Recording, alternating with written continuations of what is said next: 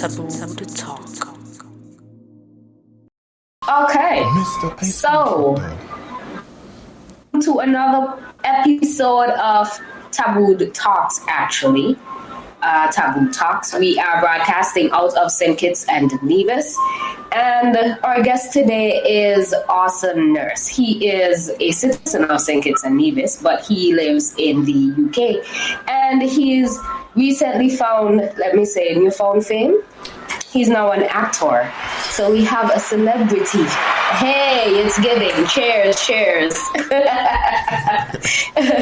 He's been giving us that wonderful face we're looking at, and it's plastered on screens across the world.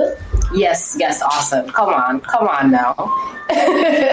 And for persons who love bearded guys, it's your whole face is just exactly that's whole. Trying to make the man blush. But yeah, man, he's with us. Trying to hold it back. Well, really awesome.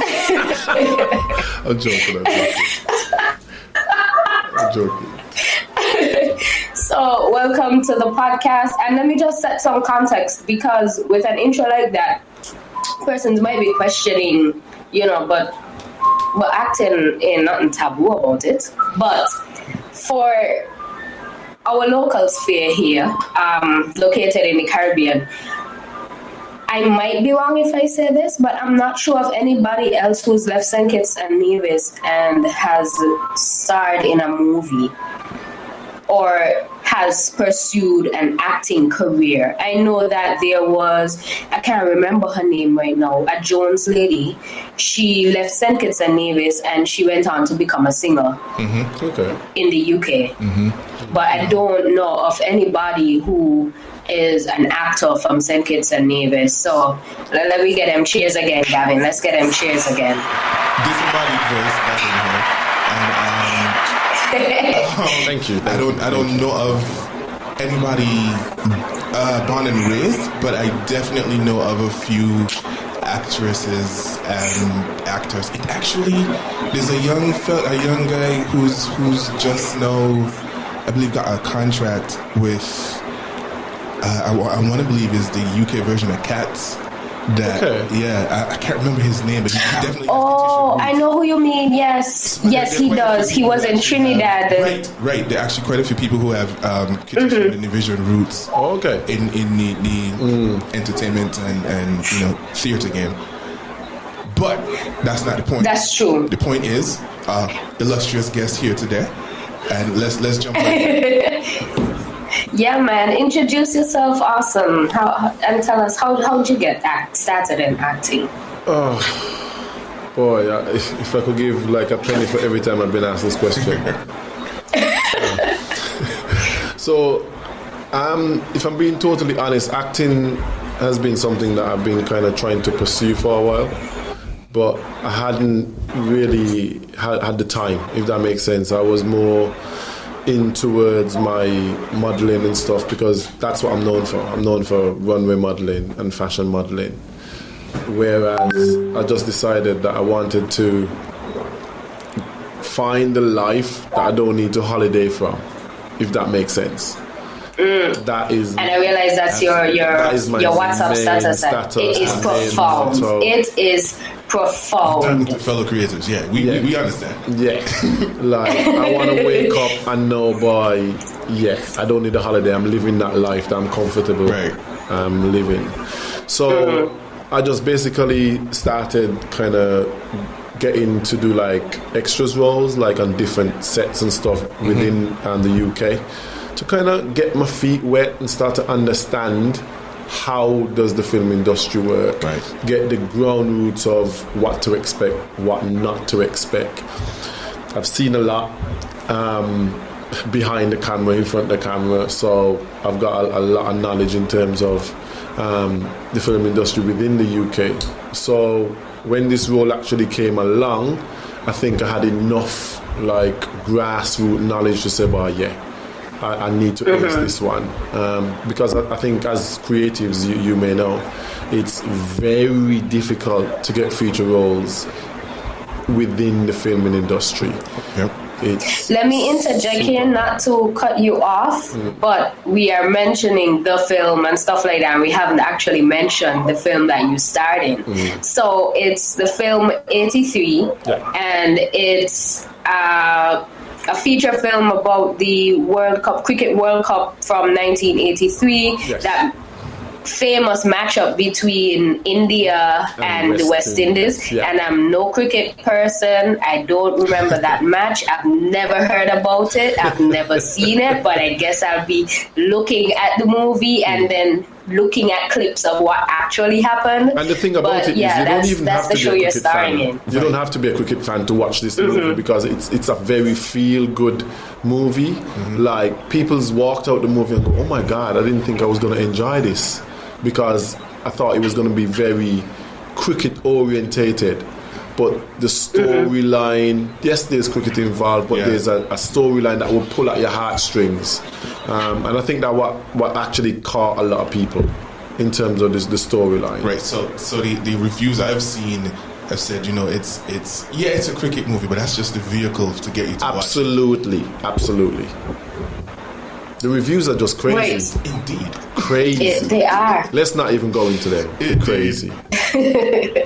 If you do say so yourself. So, coming from St. Kitts and Nevis, give us who was Orson when he was 8 years old? At what point did the light bulb go off and he's like, okay, I want to do runway modeling, I want to feature on magazines and stuff like that? When did that idea birth in you? Well, personally, I left St. Kitts to go and play cricket professionally. That's what I left St. Kitts to do in 2004. I did not know that. Yes. So I played for St. Kitts under 15, St. Kitts under 19, and the national team. I played for Leeward Islands under 19. And because I couldn't break through the Leeward Islands senior team, that was where I decided, I need to do something in terms of elevating my career and just to kind of broaden my horizon, if that makes sense. And because I knew I had the British passport, it holds a lot of power, I knew I didn't have to go into too much work in terms of work permits and stuff if I go to the UK. So that was the whole vehicle in terms of going to the UK. So I played in the Birmingham Premier League, then I played in the Nottinghamshire Premier League, and then was walking in the street one day and got stopped. Hey, are you a model? No. Literally. That's ridiculous. Yeah. I was like, no, I'm from St. Kitts. And they was like, no, you need to come and see us. Your skin's amazing, your height. And I took the ladies' card and I just left it. Forgot all about it because it was Carnival weekend in London. I'm enjoying myself, so last thing on my mind was that. And 2 days after, she phoned me and she was like, have you thought about what I said? She phoned you? She phoned me. Wow. Because we exchanged details. Right. And I said, I was like, no, I haven't thought about it, I was still playing cricket at the time, so that was my main focus. Right. And when I thought about it properly, I was like, okay, I might just go and do it. And I went to London to do the test shoot. And they were just raving about the pictures and my melanin and all of that sort of stuff. And just the rest is history, as they would say. Yeah, pretty much. I love that story. That's cool. Pretty much. And what year was this? This was, because I got there in 2004. I want to say at least, we're looking at least 2016, 2017, somewhere there. Okay. Yeah. So almost recent enough. Yeah, pretty much. But the thing is, my modeling career just went like that. Right. In a very short space of time. I don't know if it's because of my height or my color or my swag. So how tall are you? 6'5". That tall? It's in the water. Damn. Yeah, he's in the petition water. I don't know. And I must say, within the modeling industry or the film industry, personality goes a long way. I see. A very long way. You see, when you get into these sort of positions and you don't network, you won't get nowhere. If you don't lose your personality to make connections, you won't get nowhere. So a lot of the stuff that I was getting was based on connections or based on a recommendation because I've worked with this brand or with that brand, and they've been like, oh yeah, he was amazing, you know? So I want to kind of like put that out there for anyone who's within the industry or want to get into the industry. Like, these are points that are so important. Very, very important if you want your career to literally just go to the next level. Okay, so if I can jump in, Merv, for 1 second. Sure. You talked about, attitude and being able to work with people and network and that kind of thing. I know quite a few creatives who are, although they exist in this field, they're very much, and I want to say it's kind of bred here to insane kids. You don't, it's kind of frowned upon to be as, relaxed or the cool guy in the room kind of way in certain cases. But I feel like what you're trying to tell us is in this field, and if you want to get further in, you got to be out there. You've got to be that person. This ain't no time to sit down and sit in the back benches. Right. If you want to be in this, it's like our favorite phrase: we little but we talawa. People need to know that there's a kitchen in this room. People need to feel your aura. People need to feel your energy. Could you give us an example of that? Like, for instance, when I walk into any room, like, heads turn. Like, I remember walking into audition in London, and there was about 100 people in this room. People are on their phones. They had the judges and stuff at the top. With walking, going to a room or whatever. And I walked into the room. Literally, I could feel the heads turning. I could feel like everyone just stopped what they're doing, and their heads are just like, and I'm like, yes, that's the guy, I've arrived. That's the guy to be, yeah, literally, and that's the kind of aura I always try and give off. Would you say your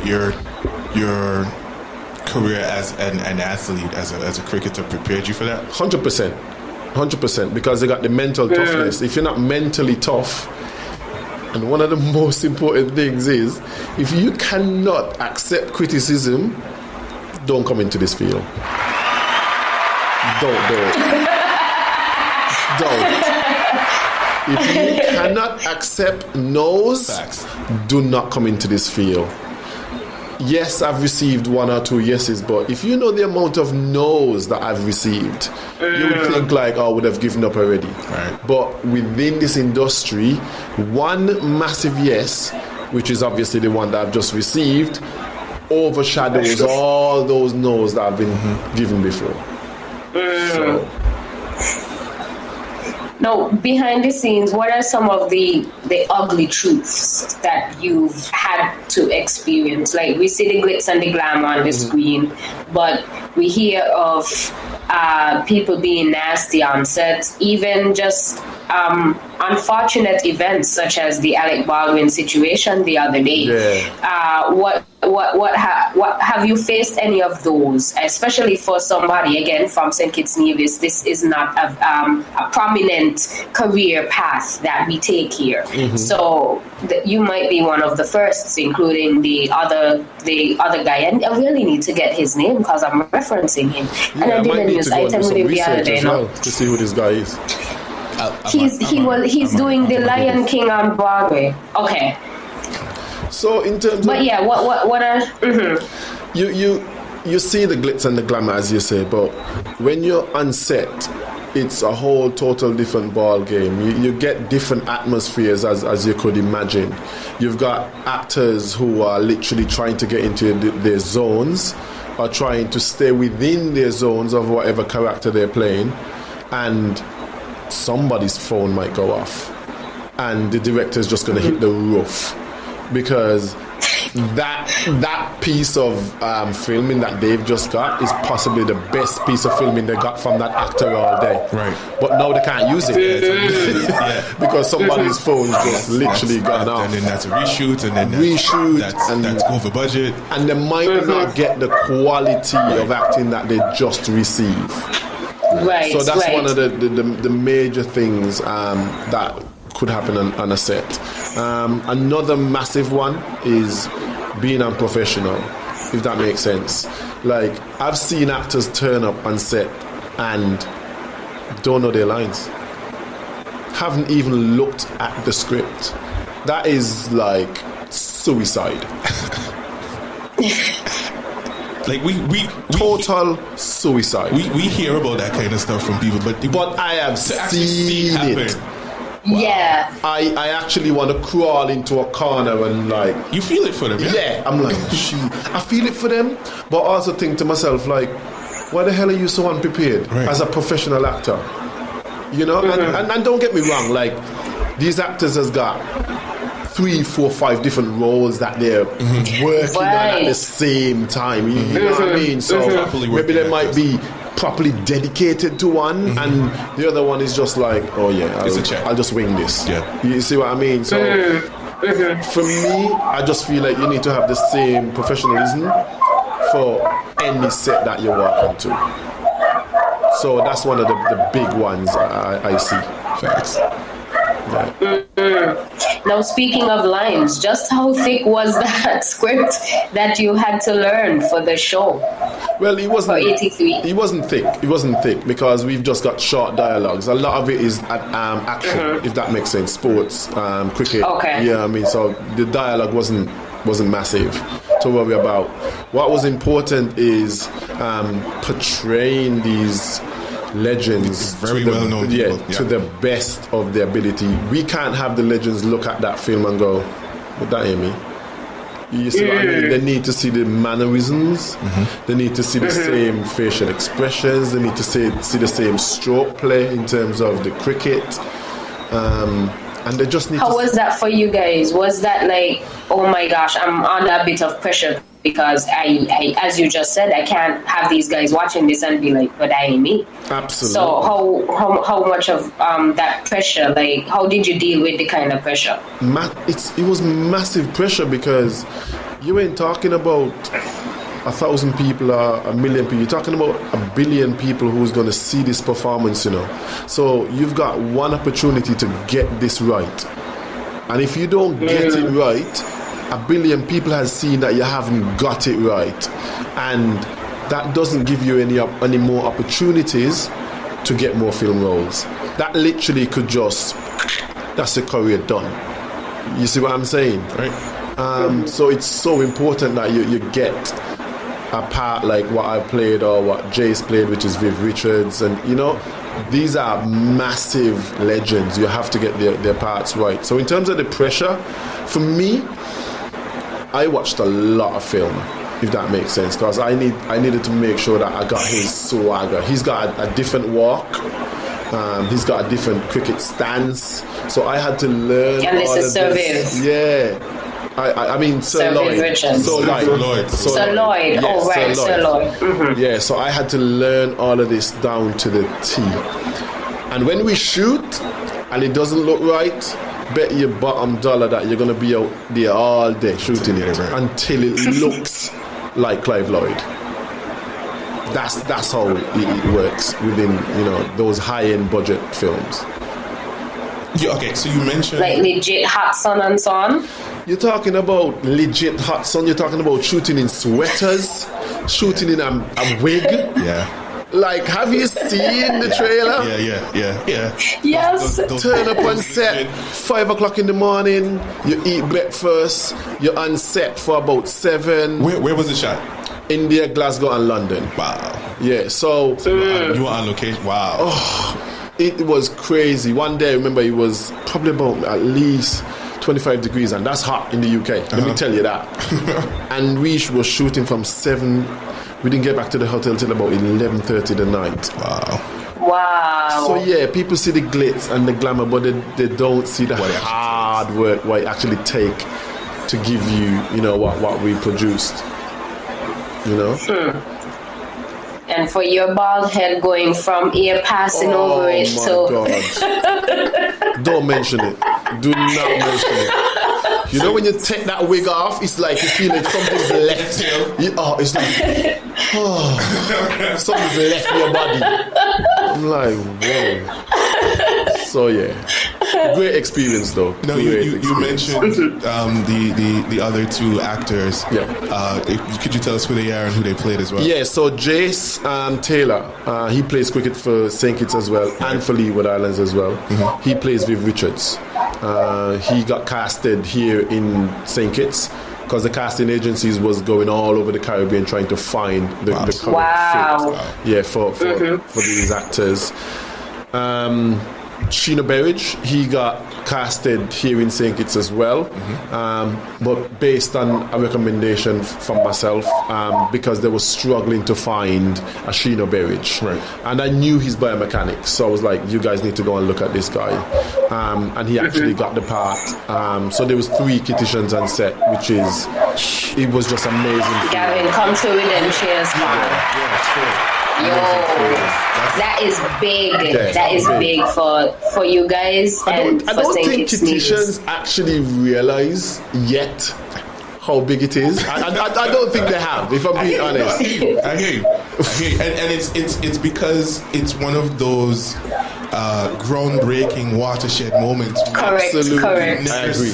We've never seen, at least in recent times, because we've had, world champions and that kind of stuff in athletics, but you've never really seen somebody actually punch through in entertainment. Absolutely, that's the thing. Exactly, in acting, it's incredible to see what's going on here, and I think what I'm getting from you, Awesome. Right, is exactly the type of thing that I would want from the person that actually got that opportunity. Like, hey, fellas, it's doable. It is doable. We've got the talent, we've got the know-how, we've existed on this level here, but it's now time for the world to actually see that, hey, we can box with the big boys. And there's a place called St. Kitts. Yes. Yes. Absolutely. So what's next for you? What other big thing are you looking forward to?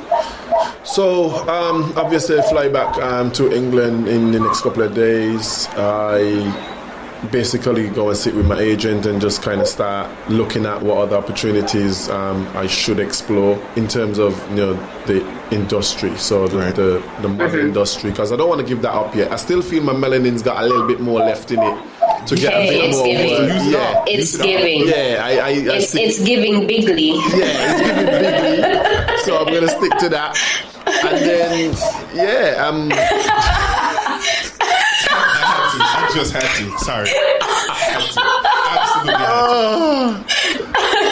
And then obviously try and keep my doors open for any other acting roles. There's 1 or 2 things I started kind of working on before I left the UK. That's in pilot stages and stuff. So hopefully those could turn into something. They're being pitched at the moment. And there is one other massive project that I'm working on that I can't speak about because it is that NDA. high profile. Okay. But when it does happen, I think I would be the proudest Kittitian alive. I don't think so. No, I'm telling you. You don't, Kevin? The only reason why I know... If I see this dude in another movie, it's going to be trouble. Like, for real. This has got nothing to do with entertainment, if that makes sense. It's got nothing to do with...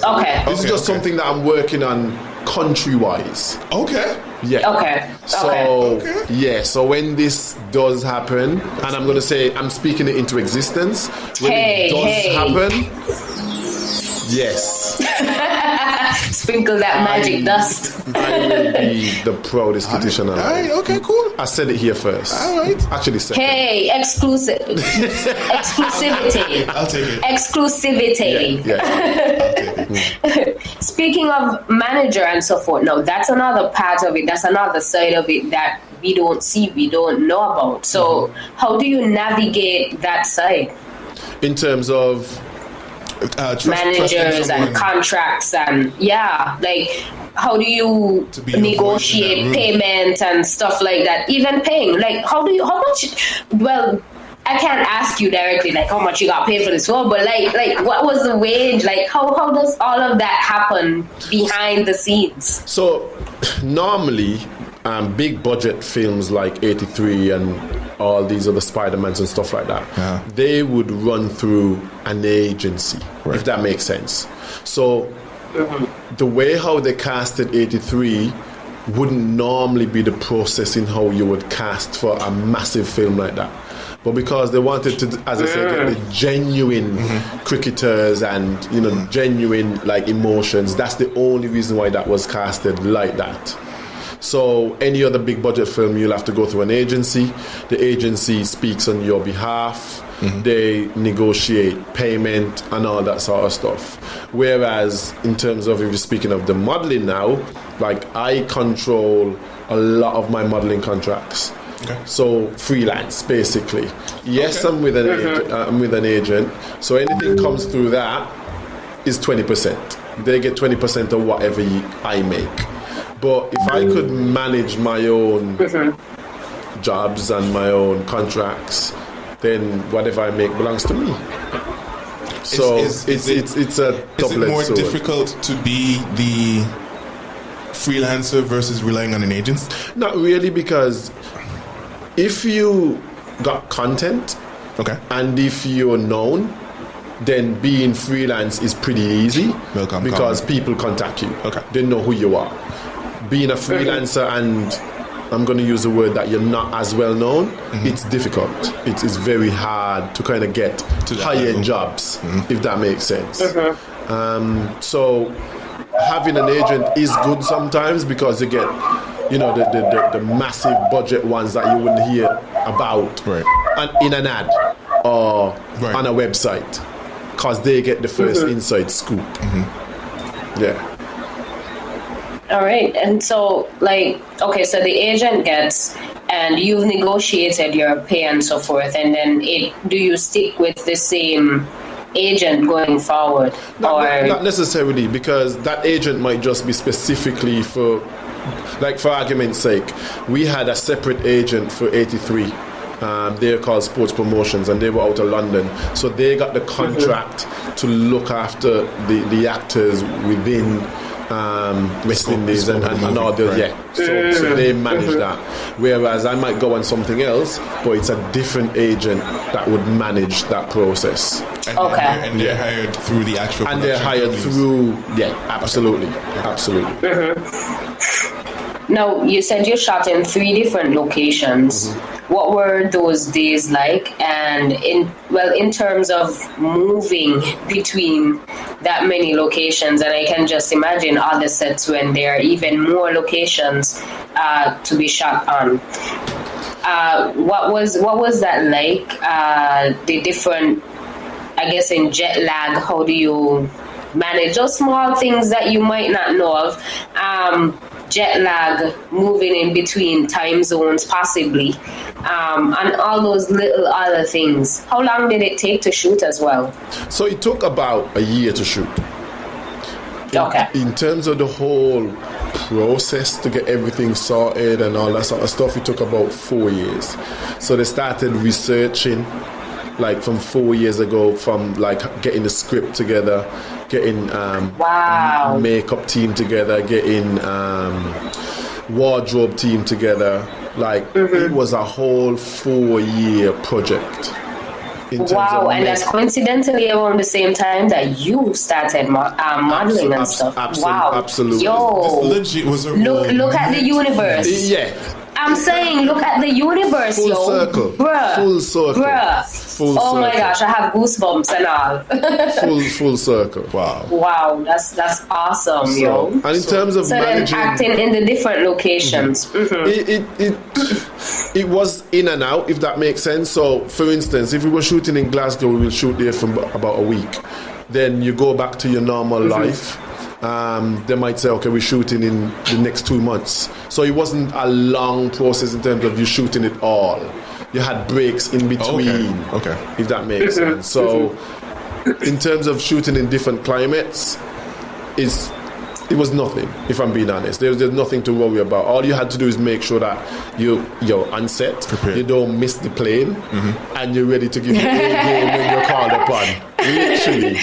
Literally. And through this whole process of 83, like, you got treated like royalty. literal royalty. Like, you turn up at the airport, like, you've got a specific person there waiting for you into a car, to your hotel. You don't even have to check in yourself. They do everything for you. Literally. You just need to be there. Just be there. That's that level, huh? Yeah, it was just a level that makes me think, Jesus, like, this is what I'm talking about. I don't want a holiday away from this kind of treatment. No. It's coming to pass. Right. You know? Hey. Yeah, man. Could you tell us about what the promotional tour was like? So movie shot, it's edited, they call you up and they say, all right, it's time to go do the semi-modeling thing and give us the promotion for this movie. Like, did they set up a schedule for you guys? So a lot of the promotion was done more from the Indian side. Oh, okay. If that makes sense, because this is their film. Right. You know, this is their story. But from looking at the whole production, they were going from city to city. Like, I think they had like a whole month promotional tour. Wow. And I mean, COVID had a lot to play with it in terms of, so they had to pull out to certain cities. Mm-hmm. But when I look at the way how it was done, there was no stones left unturned. You know, it was literally like, we need to get this right and get it right once. Like, one of the most important, like, amazing things that I saw, the week before, like, the movie actually came out, they had the trailer running through the tallest building in the world in Dubai. The Burj Khalifa? Yes. Really? Yes. That's insane. And I was like... It's dope. I was like... That's your face. When would my face ever end up on the... I'm like... I nearly cried, you know? I nearly bawled.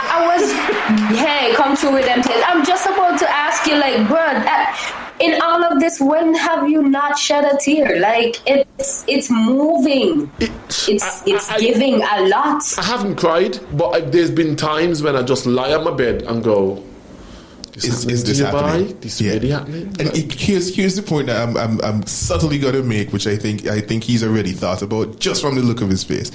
This is a hell of a script. Yeah. This is a hell of. Can you imagine the Orson Nurse story? Oh man. So here's the question: Who'd play you? Nobody could play me better than me. Nobody could play me better than me, boy.